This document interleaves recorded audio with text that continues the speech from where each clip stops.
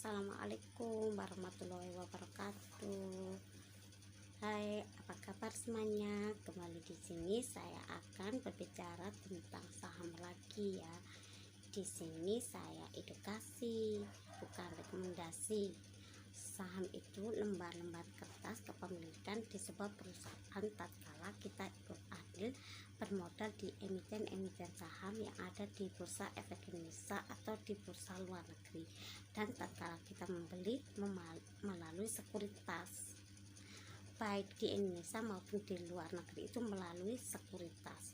Kalau Indonesia itu harus terdaftar di Bursa Efek Indonesia dan diawasi oleh OJK, dan jika sekuritas luar negeri itu diawasi oleh SIPJ, seperti itu. Dan sebuah perusahaan itu pertama kali tatkala perdana itu kan inisial public offering tuh, itu emiten bertemu dengan investor kan, itu dengan penawaran harga yang murah, dan penawaran itu dilakukan melalui sekuritas. Perusahaan emiten saham ini menawarkan melalui sekuritas sekarang itu. Jadi tatkala IPO itu untuk sekarang itu kita membelinya itu melalui sekuritas yang dituju oleh emiten tersebut.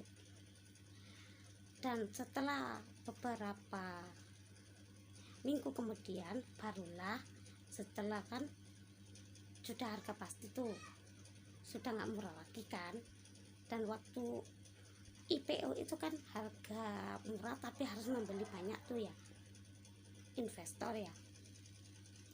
Dan setelah melakukan IPO, penawaran harga perdana dengan harga murah tetapi harus membeli banyak, itu setelah beberapa minggu kemudian akan mendaftar ke Bursa Efek Indonesia. Setelah mendaftar ke Bursa Efek Indonesia, maka kan kita membelinya tuh di sekuritas gitu ya. Nah, itu barulah emiten satu bertemu dengan emiten yang lain yang transaksi menjual dan membeli saham tersebut. Tatkala awal IPO sebuah saham itu kan, ya kan, itu kan perusahaan itu menawarkan dengan harga murah tuh ya, dan si investor ini bisa menyimpan jangka yang panjang atau juga menyimpan jangka yang pendek.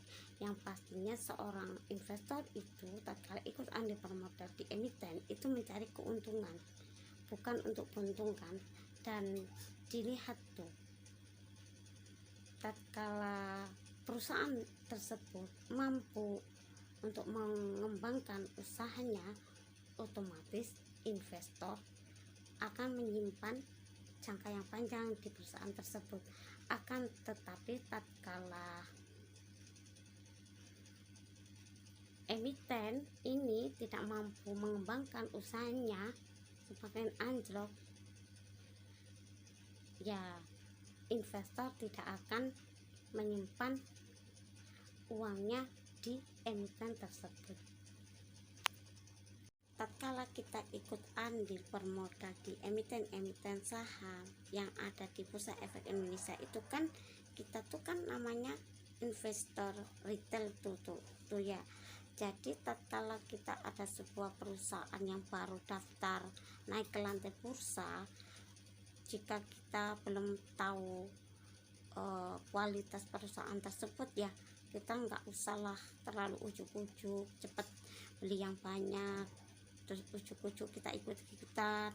Jangan seperti itu, kita beli sedikit-sedikit saja, dan sembari kita lihat kualitas perusahaan tersebut, dari ekuitasnya, dari laba perusahaan tersebut, atau memberi dividen apa enggak, seperti itu.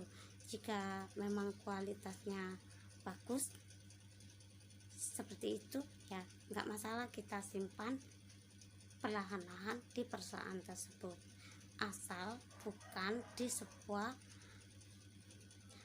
perusahaan yang siklikal atau mempunyai siklus kondisi dunia. Tatkala kita menyimpan uang yang jangka yang panjang, itu kita lihat di Bursa Efek Indonesia itu kan sudah dikelompok-kelompokkan tuh, dikategorikan, ada LG45, ada GII, ada IDX 30 dan lainnya ya. Nah, itu kita lihat dari 10 tahun yang silam tuh mana perusahaan tersebut yang masih bertengger sampai saat ini. Itu bisa kita simpan dalam kurun waktu yang panjang. Seperti itu.